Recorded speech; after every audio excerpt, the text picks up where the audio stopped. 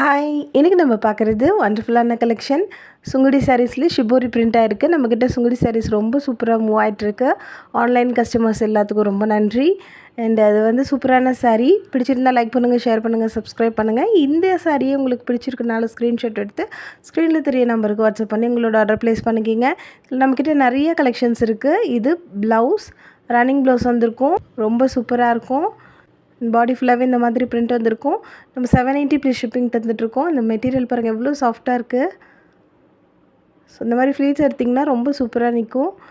Iron பண்ண தேவையில்லை. நீங்கள் ஸ்டார்ச் போடணுன்னு அவசியமே கிடையாது.